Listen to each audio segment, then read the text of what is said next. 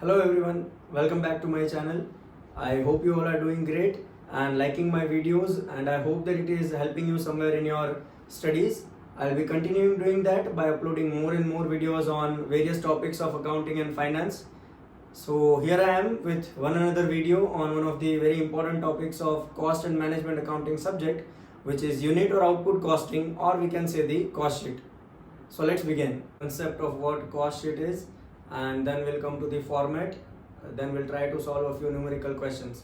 तो concept clarity पे आ जाते हैं सबसे पहले कि कॉस्ट शीट क्या होता है, कौन बनाता है, किस पर्पस के लिए बनाया जाता है, कौन सी इंडस्ट्रीज में ये बनाया जाता है, and then after the clarity of the concept we can move on to the format of this particular cost sheet, right. So in the first video which is introduction to cost and management accounting, जहाँ पे मैंने कुछ objectives लिखवाए थे cost and management accounting के, जिसमें हमने लिखा था कि कॉस्ट असरटेनमेंट, कॉस्ट कंट्रोल और कॉस्ट रिडक्शन, ये तीन मेजर ऑब्जेक्टिव्स होते हैं कॉस्ट अकाउंटिंग के पीछे. और ये भी हमने देखा था कि कॉस्ट अकाउंटिंग के अंदर हम फाइनेंशियल स्टेटमेंट्स नहीं बनाते, हम कॉस्ट शीट्स बनाते हैं, कॉस्ट स्टेटमेंट्स बनाते हैं. जनरली ये अकाउंटिंग इसलिए बनाया जाता है ताकि जो कंपनीज प्रोडक्शन में इन्वॉल्व है, जो कंपनीज सर्विस प्रोवाइड कर रही है, उन कंपनीज को ये प्रोडक्शन करने में और सर्विस रेंडर करने के पीछे टोटल कॉस्ट कितना इनकर हो रहा है, ताकि कंपनी को साल के अंत में ये भी पता लगे कि वो जो प्रोडक्शन कर रहे हैं उसके पीछे उनका खर्चा कितना हो गया है. So that can help them in determining the selling price of a product. So that is why we prepare the cost sheets here. Now will start with the basic introduction of what cost sheet is. So very first statement it is written here that it is a method of cost ascertainment. तो जैसे हमने लिखा था कि पहला objective जो था cost ascertain करना, किसी पर्टिकुलर प्रोडक्ट को कॉस्ट कैसे ascertain किया जाता है, कुछ टेक्निक्स है, कुछ मेथड्स है जिससे यूज करके हम कॉस्ट ascertainment कर सकते हैं. तो ये भी एक मेथड है यूनिट और आउटपुट कॉस्टिंग, जिसके थ्रू हम किसी प्रोडक्ट को जो कॉस्ट है वो ascertain कर सकते हैं. दूसरा स्टेटमेंट यहाँ पे लिखा है that generally used in those industries where. अब ये कैसे इंडस्ट्रीज में यूज किया जाता है, तो बहुत ही सिंपल है. ऐसे इंडस्ट्रीज में जहां पे प्रोडक्शन जो है वो सिंगल टाइप के प्रोडक्ट का किया जा रहा है, या फिर जो प्रोडक्ट है वो सेम है बट अलग अलग वेराइटीज में प्रिपेयर किया जा रहा है, जैसे उसका साइज, उसका शेप, उसका मेजरमेंट, वो सारी चीजें अलग अलग है. बट जनरली जो प्रोडक्शन है वो यूनिफॉर्म होना चाहिए और कंटिन्यूअस बेसिस पे होना चाहिए. और यूनिफॉर्म और कंटिन्यूअस तभी हो सकता है जब वहां पे सिमिलर टाइप के प्रोडक्ट्स मैन्युफैक्चर किए जा रहे हैं, आइडेंटिकल प्रोडक्ट्स आप मैन्युफैक्चर कर रहे हो. So that requires what? It should be a single product should be manufacturing over there in a unit, or it should be like same product तो same ही है but कुछ अलग अलग varieties में आप प्रोडक्शन कर रहे हो. हाँ, जो रॉ मटेरियल यूज किया जाएगा, जो लेबर आप यूज करोगे, वो सारी चीजें सेम रहेगी, क्योंकि जो प्रोडक्ट है वो भी सेम है, आइडेंटिकल प्रोडक्ट्स है. But yes, there might be a few varieties depending on the size and shape which is required, right. So there are a few examples given कि क्या हो सकते हैं, कौन सी इंडस्ट्रीज हो सकती है. तो brick work, then there is cement industry, steel mills, sugar mills, dairies. So these are the few examples जहाँ पे cost sheet जो है वो बनाया जाता है और इन इंडस्ट्रीज के अंदर यूज किया जाता है. If you see यहाँ पे जो इंडस्ट्रीज मेंशन करी है वहाँ पे या तो सेम प्रोडक्ट का प्रोडक्शन हो रहा होगा, या फिर प्रोडक्ट जो है उसके बहुत सारी वेराइटीज में प्रोडक्शन किया जा रहा होगा. Fine. The next is the definition of cost sheet is written here. क्या होता है cost sheet, कैसे डिफाइन कर सकते हैं हम cost sheet को.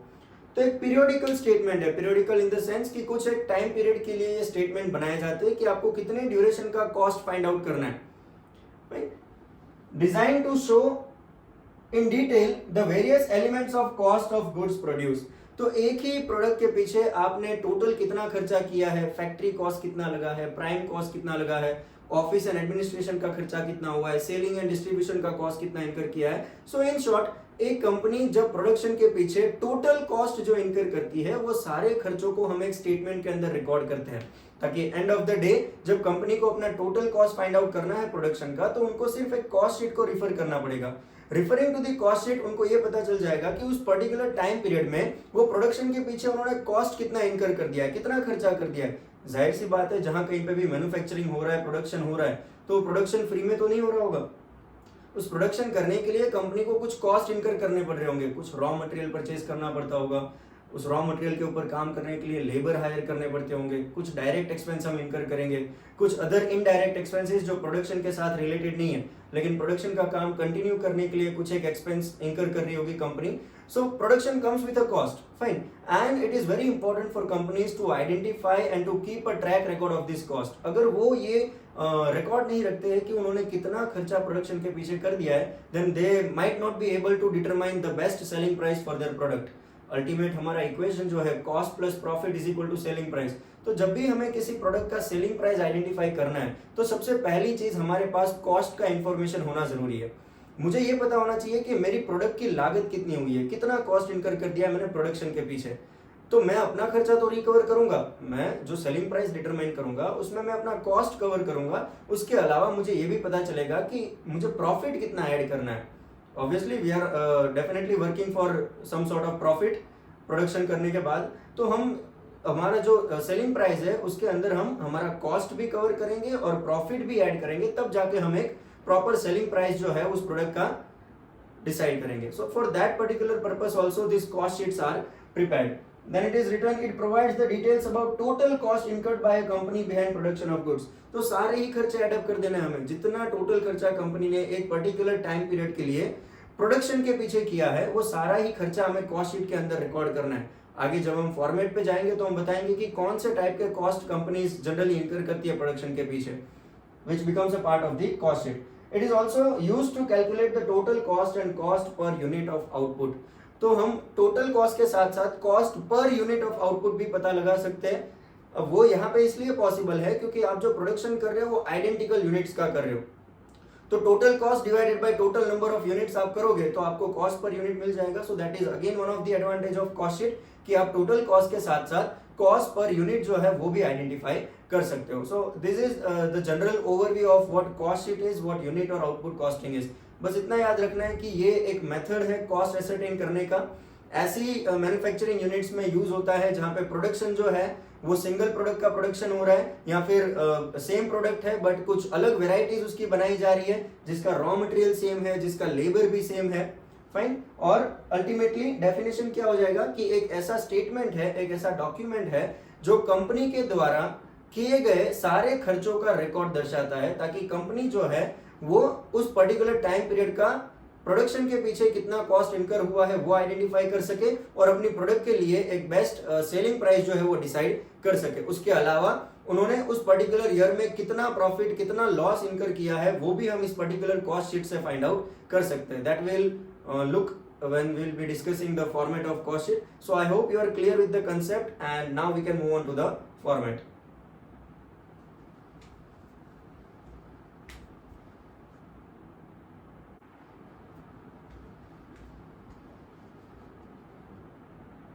Alright, तो चलिए देखते हैं कि कैसे कॉस्ट शीट का फॉर्मेट बनाया जाता है, क्या क्या चीज़ें इस फॉर्मेट का पार्ट बनती है, कौन से ऐसे कॉस्ट होते हैं जो इस स्टेटमेंट के अंदर हमें रिकॉर्ड करने होते हैं। So will go one by one. If you look at the definition, हमने लिखा कि प्रोडक्शन के पीछे जितना खर्चा कंपनी इनकर करती है वो खर्चों को हमें कॉस्ट शीट के अंदर रिकॉर्ड करना होता है। सो इफ वी सी जो कॉस्ट प्रोडक्शन के पीछे कंपनीज इनकर करती है वो जनरली दो टाइप के होते हैं। One is direct cost and another one is indirect cost. So in simple words, the total cost incurred behind production are of two types. One is direct cost and another one is indirect cost. If you have gone through the very first video, introduction to cost and management accounting, वहाँ पे मैंने समझाया था कि direct cost क्या होता है और indirect cost क्या होता है। Anyways, I'll repeat it again. Direct cost, ऐसा कोई भी खर्चा जो डायरेक्टली प्रोडक्शन के ऊपर किया गया होता है, जिसका कनेक्शन प्रोडक्शन के साथ मैन्युफैक्चरिंग के साथ होता है, उसे हम डायरेक्ट कॉस्ट कहते हैं। जो खर्चा डायरेक्टली प्रोडक्शन के ऊपर इनकर किया गया है वो सारा खर्चा हमारे लिए डायरेक्ट कॉस्ट होता है। इन दैट केस डायरेक्ट कॉस्ट जो है वो आगे तीन टाइप के होते हैं। इफ वी सी, कोई भी कंपनी डायरेक्ट कॉस्ट जो है वो तीन टाइप के इनकर करती है। सबसे पहला होता है direct material. The very first one is direct material, then comes direct labor, and the last one is direct expense.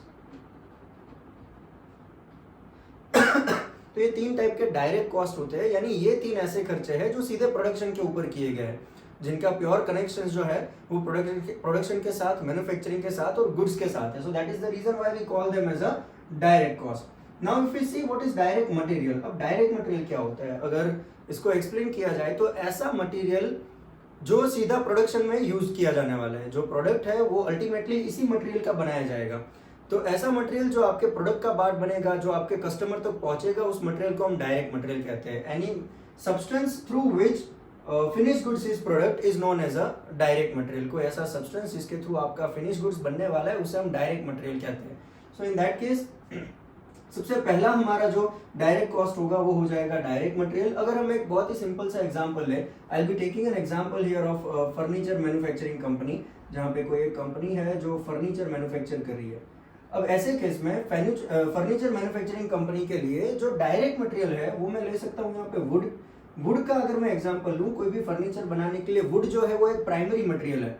अगर मेरे पास वुड होगा तो मैं फर्नीचर बना पाऊंगा, नहीं तो furniture banana is not possible, right? So we can say that direct material का अगर मैं एग्जांपल लेना चाहूँ तो उस पर्टिकुलर फैक्ट्री के लिए वुड जो है वो एक डायरेक्ट मटेरियल होगा। कोई भी फर्नीचर आप वुड के थ्रू ही बनाओगे। अब जब कस्टमर परचेज करने आएगा फर्नीचर, तो हम उसे डायरेक्टली जो प्रोडक्शन का पार्ट क्या बना है, वुड बना है, इस वुड के थ्रू ही फर्नीचर बना है। तो फर्नीचर जो है जब कस्टमर परचेज करने आएगा तो वुड जो है वो उसके पास पहुंचेगा। So that we can say any material which becomes a part of your product and which is used in production is known as the direct material. What is direct labor? Direct labor क्या होता है? हमने कहा कि ये वही खर्चा है जो प्रोडक्शन के ऊपर किया गया है। यानी यहाँ पे कौन सा ये लेबर कौन होगा? ऐसा लेबर जो प्रोडक्शन का काम कर रहा है, जो आपके रॉ मटेरियल को फिनिश गुड्स में कन्वर्ट करेगा, उस लेबर को हम कहते हैं डायरेक्ट लेबर। अगर फर्नीचर मैन्युफैक्चरिंग का ही एग्जाम्पल देखें तो यहाँ पे कारपेंटर का अगर हम एग्जाम्पल ले सकते हैं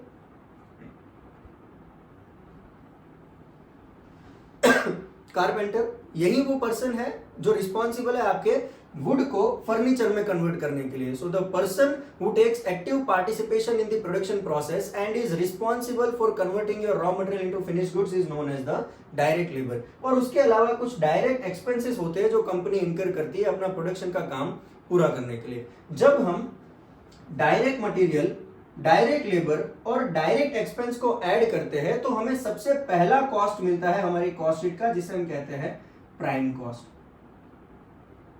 यानी मेन कॉस्ट जिसे हम कहते हैं कि जो प्रोडक्शन स्टार्ट करने के लिए किया गया है। जो अगर हमारे पास डायरेक्ट मटेरियल होगा, डायरेक्ट लेबर होगा, हमने कुछ डायरेक्ट एक्सपेंस इनकर किए होंगे तो हमारा प्रोडक्शन का काम हम स्टार्ट कर सकते हैं। So very first cost we have here is the prime cost which can be calculated by adding direct material, direct labour and direct expenses. तो जब भी हम कॉस्ट शीट बनाना स्टार्ट करते हैं हमें सबसे पहले सारे डायरेक्ट खर्चों को रिकॉर्ड कर देना है। हम इनडायरेक्ट के ऊपर बाद में आएंगे और इनडायरेक्ट कौन से लेवल पे इनकर होते हैं वो हम समझेंगे।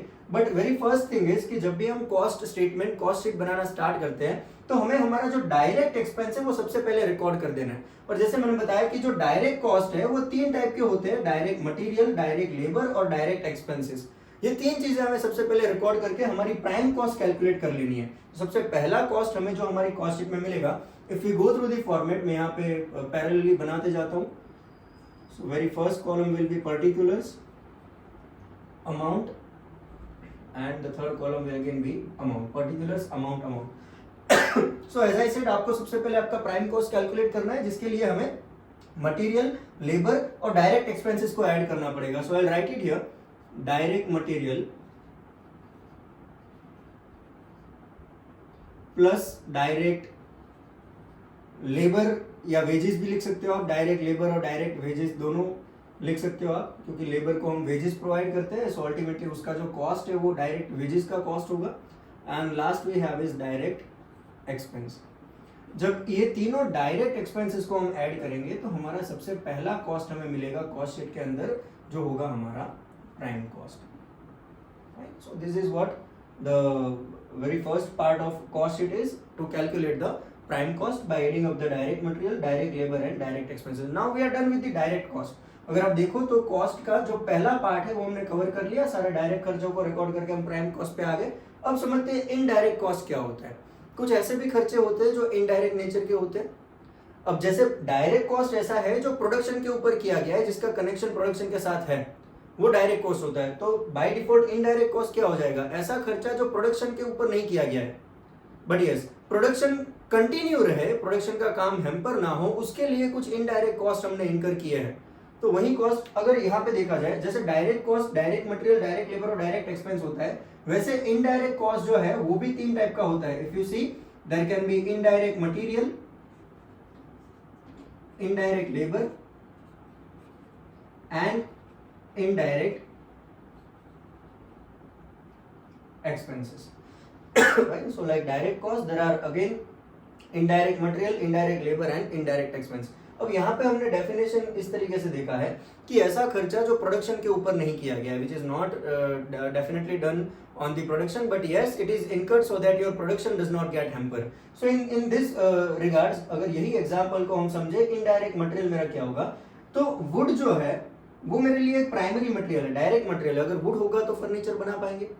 लेकिन अगर मैं फॉरेस्ट से सीधा वुड लाके रख देता हूँ फैक्ट्री के अंदर, तो क्या मैं उसे फर्नीचर कह सकता हूँ? It is not furniture. मुझे उस वुड को कट करना पड़ेगा, उसको शेप देना पड़ेगा, उसको कुछ और मटेरियल के साथ असेंबल करना पड़ेगा, उसके बाद जाके वो फर्नीचर में कन्वर्ट होगा.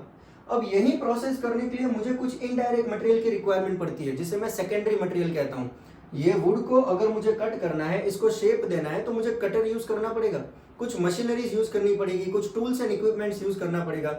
अगर इस वुड को कट करने के बाद मुझे आयरन के साथ इसको अटैच करना है, असेंबल करना है, तो in that case I will require a screwdriver, screw nut bolts को फिट करने के लिए. तो वो स्क्रू ड्राइवर जो है, कटर्स जो है, वो मेरे लिए क्या होगा? एक इनडायरेक्ट मटेरियल होगा. मैं जब फर्नीचर सेल करूंगा तो मैं सिर्फ वुड जो है वो कस्टमर के पास पहुंचेगा फर्नीचर का पार्ट बनके. कटर और स्क्रू ड्राइवर तो हम कस्टमर को सेल ही नहीं करने वाले. So in that case that becomes what? An indirect material. Any machinery which you have used for converting your raw material into finished goods, और there can be small tools and equipments.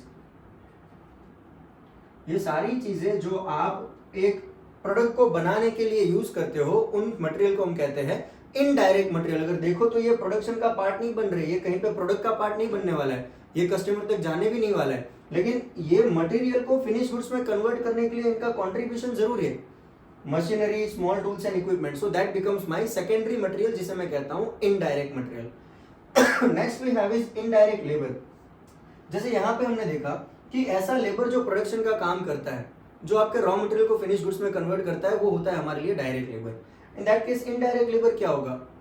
Who does not take active participation in production. ऐसा labour जो production के अंदर participate नहीं करने वाला है, लेकिन फिर भी उसका कंट्रीब्यूशन है. जैसे आपने फैक्ट्री का वॉचमैन हायर करके रखा है.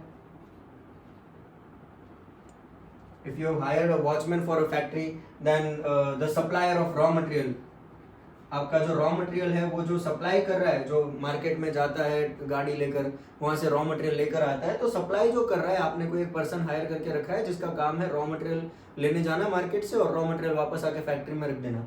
ये दोनों में से जो लेबर आपने यहाँ पे लिखे हैं, उन दोनों में से कोई भी प्रोडक्शन का काम नहीं करने वाला है. उनका कॉन्ट्रीब्यूशन है लेकिन इनडायरेक्ट है. So that is why we call them as indirect labour, who is not going to take any participation in the production process. Fine. So that is known as indirect labor. And last we have is indirect expenses. यहाँ पे सबसे जरूरी हमें जो चीज समझनी है वो है indirect expenses. Now what are indirect expenses? I will अगर ये concept clear है तो I will rub it out this one and then we'll come to the indirect expenses.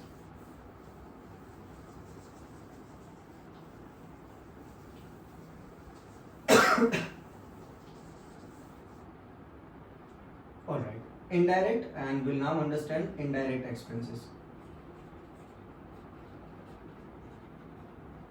So as you all know, indirect expenses are also known as overheads.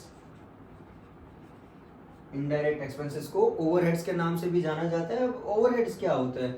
Generally अगर देखा जाए, आपने overheads classification अगर देखा है, तो overhead का खर्चा जो है, इनडायरेक्ट खर्चा जो है, वो कंपनी 3 लेवल पे कर सकती है. 3 अलग अलग लेवल पे इनडायरेक्ट खर्चा इनकर किया जा सकता है. सबसे पहला लेवल अगर आप देखो तो ओवरहेड्स जो है वो फैक्ट्री लेवल पे करे जाते हैं. फैक्ट्री ओवरहेड जिसे हम कहते हैं फैक्ट्री ओवरहेड, या फिर मैन्युफैक्चरिंग ओवरहेड्स जिसे हम कहते हैं, या इसे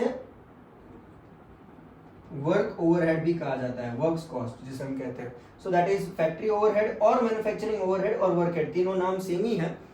दूसरा जो लेवल है जहां पे ओवरहेड का खर्चा हो सकता है वो होता है office and admin overheads. And the third and last type of overheads is the selling and distribution overheads.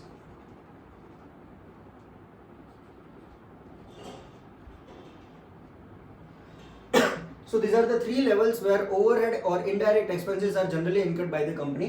सबसे पहला हमने लिखा फैक्ट्री ओवरहेड. फैक्ट्री के अंदर जो इनडायरेक्ट खर्चा किया जाता है, जैसे फैक्ट्री का रेंट पे करना, फैक्ट्री का इलेक्ट्रिसिटी बिल पे करना, फैक्ट्री में कोई सुपरवाइजर आपने हायर किया है तो सुपरवाइजर को सैलरी प्रोवाइड करना, वो सारे ऐसे खर्चे हैं जो प्रोडक्शन को कंटिन्यू करने के लिए किए गए हैं।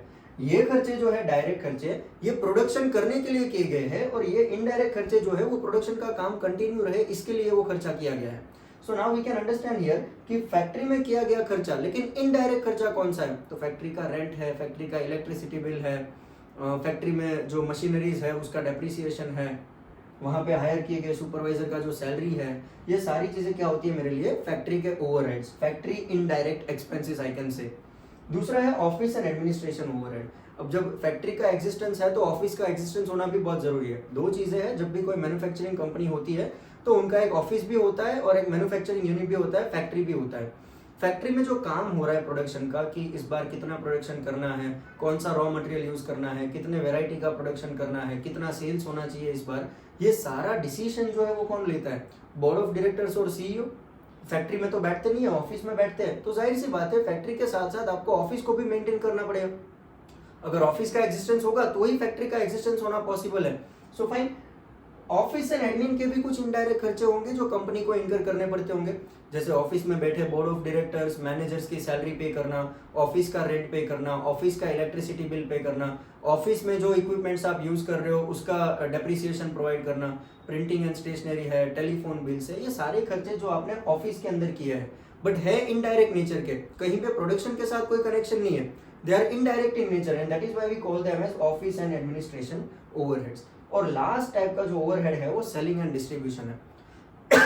अब आपने फैक्ट्री के ओवरहेड्स इनकर कर दिए, ऑफिस के ओवरहेड्स इनकर कर दिए, डायरेक्ट खर्चा आपने इनकर कर दिया, अब प्रोडक्शन हो गया, आपके पास प्रोडक्ट्स बन गए हैं, आपके गोडाउन में आपने फिनिश गुड्स बना के रखे हैं, पर हमें वो फिनिश गुड्स गोडाउन में थोड़ी रखना है, सेल भी तो करना है। अल्टीमेट ऑब्जेक्टिव इज वो कस्टमर के पास जाना चाहिए, वहां से कुछ रेवेन्यू जनरेट होना चाहिए। तो जो गुड्स हमने बना के रखे हैं उसको सेल करने का जो खर्चा होता है उसे हम कहते हैं सेलिंग एंड डिस्ट्रीब्यूशन ओवरहेड। तो ये सेलिंग करने के लिए आप कुछ मार्केटिंग का एक्सपेंस करते हो, एडवर्टाइजिंग एक्सपेंस करते हो, मार्केटिंग कैंपेन का एक्सपेंस करते हो, वो सारे खर्चे कौन से होते हैं? हमारे सेलिंग एंड डिस्ट्रीब्यूशन ओवरहेड्स। ये इतने कॉस्ट जब कंपनी इनकर करती है तब जाके उनका जो कॉस्ट शीट है वो पूरा होता है। तो ये इतनी चीजें हमें हमारे कॉस्ट शीट या कॉस्ट स्टेटमेंट के अंदर रिकॉर्ड करनी है। बट यस, जब भी हम स्टार्ट करेंगे कॉस्ट शीट बनाना तो सबसे पहले हमें डायरेक्ट कॉस्ट को रिकॉर्ड कर देना है, जिसमें direct material plus direct labour plus direct expense करेंगे तो प्राइम कॉस्ट मिल जाएगा। अब ये इतना पार्ट हमने कवर कर लिया है। Now we are going to indirect expenses. अब वो जो इनडायरेक्ट मटेरियल और इनडायरेक्ट लेबर आपने लिखा था वो सारी चीजें यहाँ पे इंक्लूड हो जाती है फैक्ट्री में, ऑफिस में और सेलिंग एंड डिस्ट्रीब्यूशन में। आप वॉचमैन की सैलरी ले लो तो वो फैक्ट्री ओवरहेड्स में चला जाएगा। उसके बाद आपने इनडायरेक्ट मटेरियल, मशीनरीज जो आपने यूज की है, टूल्स एंड इक्विपमेंट्स जो आपने यूज किए वो भी फैक्ट्री या ऑफिस के अंदर चला जाएगा। तो उसका क्लासिफिकेशन वहाँ पे उतना इंपॉर्टेंट नहीं है, वो एक एक्सप्लेनेशन के लिए मैंने बताया था कि डायरेक्ट मटेरियल क्या होता है, इनडायरेक्ट मटेरियल क्या होता है, डायरेक्ट लेबर क्या होते हैं और इनडायरेक्ट लेबर क्या होते हैं। But what ultimately important is कि ये इतने डायरेक्ट एक्सपेंसेस के बाद हमें हमारे ओवरहेड्स को रिकॉर्ड करना है कॉस्ट शीट के अंदर। तो यहाँ पे हम प्राइम कॉस्ट के अंदर आ गए। अब यहाँ तक का पार्ट खत्म हो गया, ये तीनों चीजें आपने रिकॉर्ड कर ली। अब हमें आ जाना है इनडायरेक्ट एक्सपेंस के ऊपर। जब आप प्राइम कॉस्ट रिकॉर्ड करोगे तो प्राइम कॉस्ट में हमें हमारा सबसे पहला ओवरहेड रिकॉर्ड करना है जो है फैक्ट्री ओवरहेड, जिसे हम कहेंगे, या फिर मैन्युफैक्चरिंग ओवरहेड भी आप कह सकते हो। हम हमारी प्राइम कॉस्ट के अंदर फैक्ट्री ओवरहेड्स या फिर मैन्युफैक्चरिंग ओवरहेड्स को रिकॉर्ड करेंगे।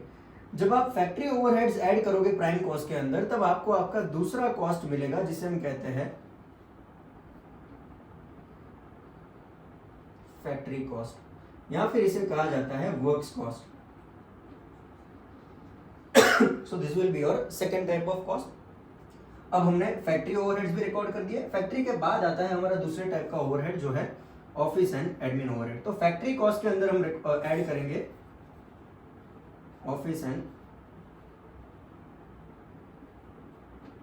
Administrative overheads. जब आप फैक्ट्री कॉस्ट के अंदर office and admin overheads add करोगे तो आपको एक कॉस्ट मिलेगा जो कि है हमारा नेक्स्ट टाइप का कॉस्ट, जिसे हम कहते हैं कॉस्ट ऑफ प्रोडक्शन। जब फैक्ट्री और वर्क कॉस्ट के अंदर हम ऑफिस एंड एडमिन ओवरहेड्स को ऐड करेंगे तो हमें नेक्स्ट टाइप का कॉस्ट मिलेगा जिसे हम कहते हैं cost of production. Cost of production के बाद हमारे पास एक लास्ट जो है वो सेलिंग एंड डिस्ट्रीब्यूशन ओवरहेड है।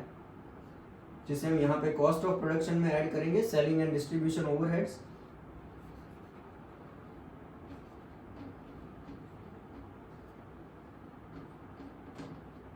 और हमें लास्ट एक कॉस्ट मिलेगा जिसे हम कहेंगे cost of sales.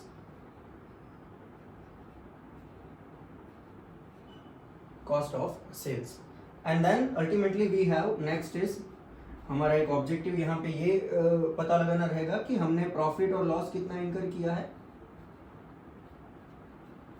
And the very last thing here in the statement will be sales. तो ये इतना कुछ फॉर्मेट है हमारा, मैं एक बार और एक्सप्लेन कर देता हूँ। Direct material plus direct labour plus direct expenses will give you prime cost. Prime cost के बाद हमें आ जाना है हमारे ओवरहेड्स के ऊपर, जो कि है फैक्ट्री, ऑफिस एंड एडमिन और selling and distribution. If you will add your factory overheads in prime cost, आपको दूसरा कॉस्ट मिलेगा जिसे हम कहते हैं फैक्ट्री कॉस्ट और वर्क कॉस्ट। हमने फैक्ट्री ओवरहेड ऐड कर दिया। अब नेक्स्ट टाइप का हमारा ओवरहेड है ऑफिस एंड एडमिनिस्ट्रेशन ओवरहेड। तो फैक्ट्री कॉस्ट के अंदर हम ऑफिस एंड एडमिन ओवरहेड्स को ऐड करेंगे तो हमें मिलेगा cost of production. Cost of production के बाद हमारा लास्ट टाइप का ओवरहेड है सेलिंग एंड डिस्ट्रीब्यूशन ओवरहेड। जब आप कॉस्ट ऑफ प्रोडक्शन में selling and distribution overheads add करोगे तो हमें मिलेगा cost of sales.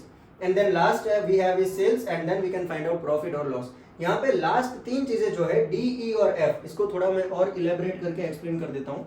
So ultimately हमने एक स्टार्टिंग में ही इक्वेशन देखा कि हमें यहाँ पे cost plus profit is equal to selling price, ये हमारा एक इक्वेशन है। उसी इक्वेशन को यूज करके हमें यहाँ पे आंसर जो है वो फाइंड आउट करना है। If you see there are three things given here last format में, D, E and F. So that is cost of sales, then there is, it can be either profit or it can be loss, and then there is sales.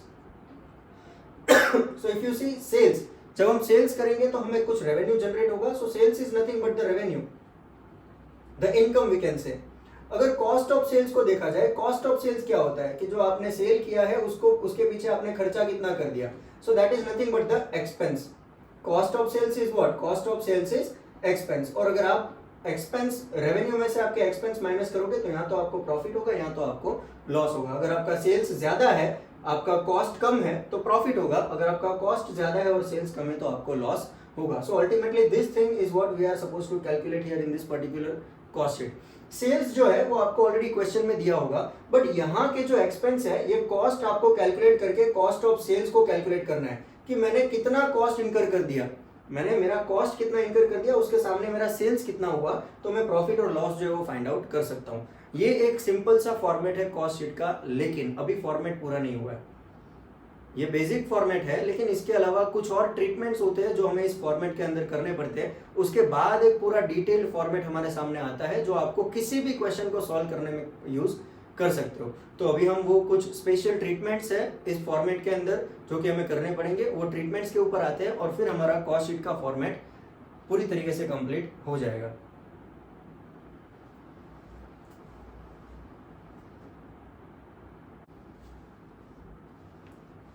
Alright, सो ये है हमारा basic format of cost sheet and यहाँ पे कुछ treatments है जो हमें करने पड़ेंगे। So that treatments are related to, if you see, हमने मटेरियल के बारे में यहाँ पे देखा कि सबसे इंपॉर्टेंट एलिमेंट जो है किसी प्रोडक्शन के लिए, तो सबसे पहला एलिमेंट जो होता है वो हमारे लिए होता है मटेरियल। और हमने कुछ स्टेजेस देखे थे मटेरियल के, जहाँ पे किसी भी मैन्युफैक्चरिंग कंपनी के अंदर मटेरियल जो है वो 3 स्टेजेस पे हो सकता है। So that is, one is raw material, then there is work in progress, and the last one we have is the finished goods. अब ये तीनों टाइप का मटेरियल किसी भी मैन्युफैक्चरिंग यूनिट के अंदर हो सकता है, लेकिन कॉस्ट जो है वो तो तीनों पे इनकर हुआ है। रॉ मटेरियल आपने जो परचेज किया, जो रॉ फॉर्म में है, तो वो रॉ मटेरियल के ऊपर भी आपने उसको बाय करने का, उसको परचेज करने का खर्चा किया है। वर्क इन प्रोग्रेस ऐसा मटेरियल है जो जिसके ऊपर आधा काम हुआ है, 50% काम हुआ है और फिनिश गुड्स में कन्वर्ट करना अभी बाकी है, तो कॉस्ट तो उसके ऊपर भी इनकर हुआ है। और प्रोडक्शन का जो कॉस्ट है वो तो फिनिश गुड्स के ऊपर भी इनकर हुआ है। तो ये तीनों टाइप के जो मटेरियल है उन तीनों को ट्रीटमेंट करना यहाँ पे कॉस्ट शीट के अंदर जरूरी है। अब उसका ट्रीटमेंट हम कैसे करेंगे, वन बाय वन हम देखते हैं। अब सबसे जरूरी चीज कि जब भी आप मटेरियल, वर्क इन प्रोग्रेस और फिनिश गुड्स को देखोगे तो ये अगर इनको जनरली देखा जाए तो this is nothing but the stock. ये अगर इसे इन जनरल टर्म्स अगर हम देखें तो ये तीनों चीजें किसका एक पार्ट बनती है, स्टॉक का पार्ट बनती है। और हर कंपनी के अंदर स्टॉक जो है वो दो टाइप का होता है, एक होता है ओपनिंग स्टॉक और दूसरा होता है closing stock. So if I से दो एग्जाम्पल हम यहाँ पे लेते हैं। फॉर एग्जाम्पल मेरे पास डेटा जो है वो 2020 का है और 2021 का है। Fine, I am taking an example of year 2020 and 2021। हम ओपनिंग स्टॉक और क्लोजिंग स्टॉक को समझते हैं। इफ आई से कि 2020 जो है वहां पे मेरे पास ओपनिंग स्टॉक जो है रॉ मटेरियल का जो ओपनिंग स्टॉक है वो 5000 रुपीज का पड़ा था। रॉ मटेरियल का ओपनिंग स्टॉक 2020 का ओपनिंग स्टॉक जो है मेरे पास रॉ मटेरियल का 5000 का पड़ा था। अगर ये 2020 का ओपनिंग स्टॉक है तो डेफिनेटली ये 2019 का क्या होगा, ये रहा होगा क्लोजिंग स्टॉक ऑफ 2019।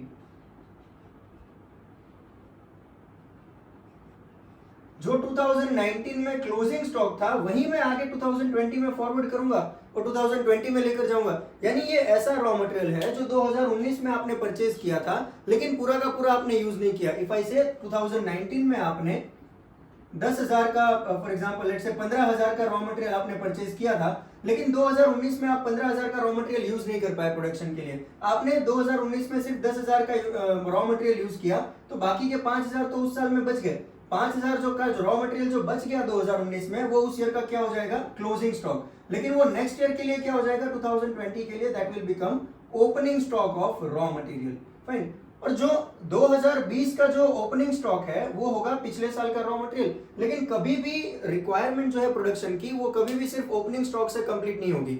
आपने पिछले साल का 5,000 का रॉ मटेरियल इस साल आप लेकर आए प्रोडक्शन करने के लिए, लेकिन कंपनी का प्रोडक्शन का काम कभी भी सिर्फ पुराने स्टॉक से कंप्लीट नहीं हो पाएगा। उसके अलावा उसे कुछ नया परचेज करना पड़ा होगा। वो परचेज करने के बाद फॉर एग्जांपल 2020 में आपके पास ओपनिंग स्टॉक था 5,000 रुपए का। अब 2020 में 5,000 का रॉ मटेरियल था लेकिन आपका प्रोडक्शन का रिक्वायरमेंट कुछ ज्यादा था, तो 2020 में आपने कुछ और नया भी परचेज किया रॉ मटेरियल। जैसे आपने नया मटेरियल परचेज किया 20,000 का, तो अभी 2020 में मेरे पास मटेरियल 25,000 का पड़ा है, लेकिन मैं 2020 में 25,000 का मटेरियल यूज नहीं कर रहा हूं। फॉर एग्जांपल मैंने 2020 में सिर्फ 22,000 का मटेरियल यूज किया, तो अभी 2020 का क्लोजिंग स्टॉक क्या हो जाएगा, 3,000। So that will be closing stock of year 2020। अब यही क्लोजिंग स्टॉक जो 2020 का है वो 2021 का क्या हो जाएगा, ओपनिंग स्टॉक। तो ये साइकिल कंटिन्यू रहेगा। कभी भी जो पूरा रॉ मटेरियल आप परचेज करते हो, there are very rare chances कि 100% ऑफ मटेरियल आपका आप फिनिश गुड्स में कन्वर्ट कर दोगे। Fine, so there will be definitely two types of stock in a company, that will be opening stock and a closing stock. अब ये opening stock और closing stock तो raw material का भी हो सकता है, वर्क इन प्रोग्रेस का भी हो सकता है और फिनिश गुड्स का भी हो सकता है। तो अगर देखा जाए तो 6 एंट्रीज है जो आपको एडिशनली यहाँ पे करनी है। Opening stock of raw material, closing stock of raw material, opening stock of work in progress, closing stock of work in progress, opening stock of finish goods and closing stock of finish goods. ये 6 चीजें जो है वो आपको additionally इस format के अंदर enter करना है, तब जाके आपका जो पूरा फॉर्मेट है कॉस्ट शीट का वो कंप्लीट हो पाएगा। तो हम देखते हैं उसका एंट्री हम कहां पे कर सकते हैं।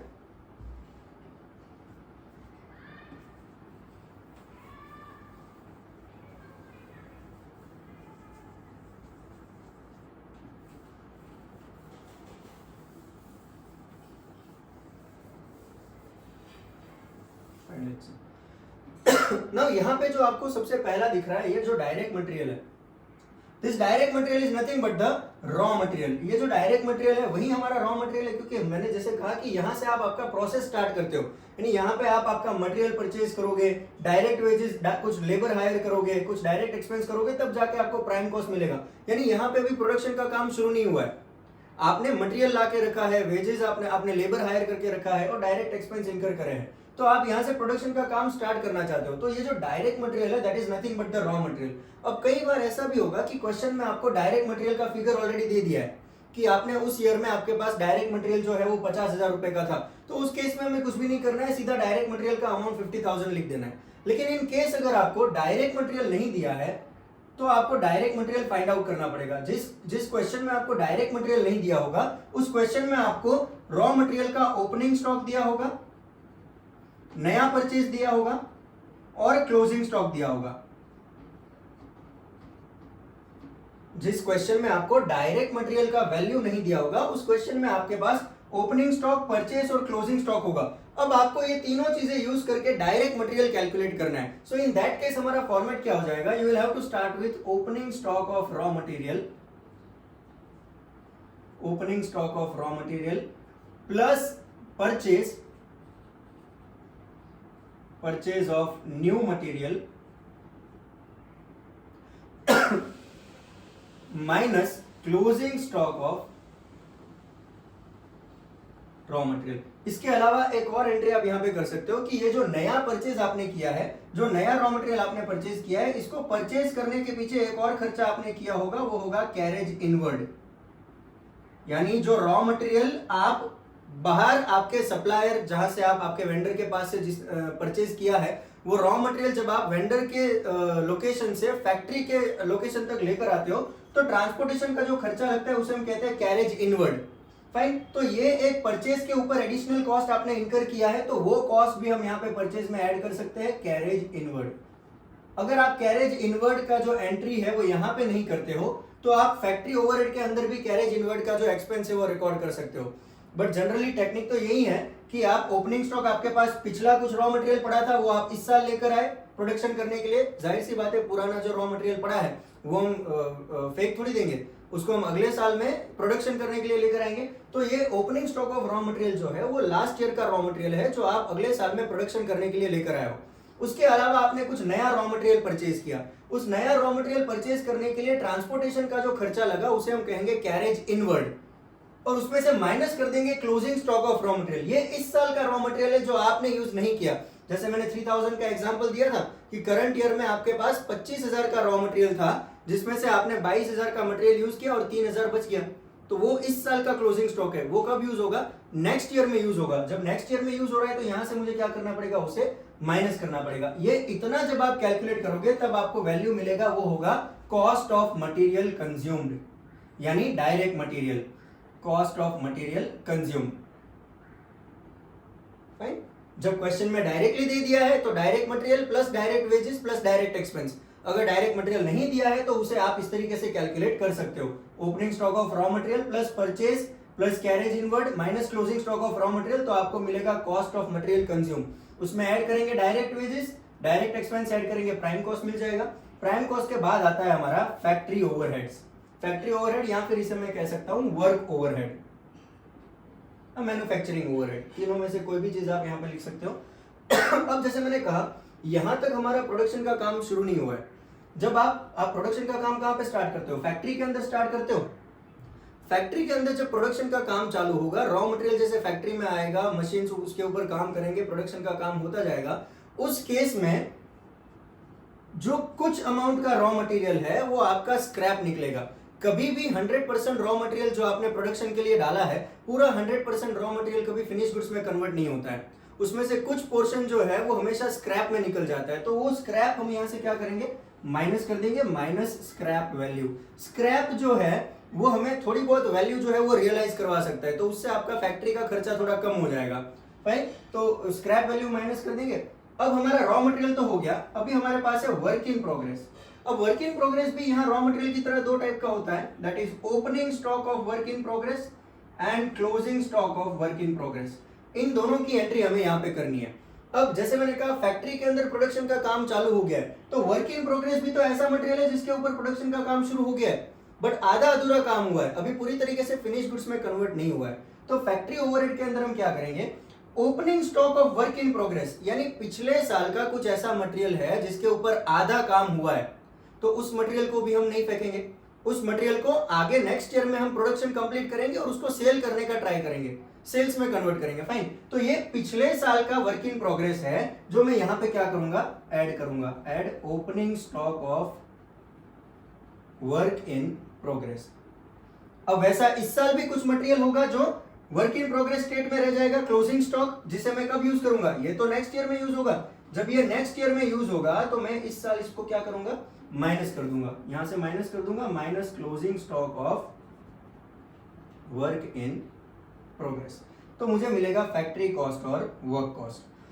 राइट, जब फैक्ट्री कॉस्ट और वर्क कॉस्ट आ गया तो नेक्स्ट है हमारे पास office and admin overhead. Office and admin overhead में कुछ भी नहीं करना है, office and admin overhead add करोगे फैक्ट्री में तो कॉस्ट ऑफ प्रोडक्शन मिल जाएगा। अब कॉस्ट ऑफ प्रोडक्शन के बाद हमारे पास एक लास्ट टाइप का मटेरियल पड़ा है, वो है फिनिश गुड्स। ये गुड्स ऐसे हैं जो कंप्लीट हो चुके हैं, जिसका प्रोडक्शन का काम हो गया है, अब इसको आपको सिर्फ सेल करना है। तो हम यहाँ पे कॉस्ट ऑफ प्रोडक्शन के अंदर क्या करेंगे, कॉस्ट ऑफ प्रोडक्शन में ऐड कर देंगे opening stock of finish goods. Cost of production के अंदर ऐड कर देंगे opening stock of finish goods, minus कर देंगे closing stock of finish goods.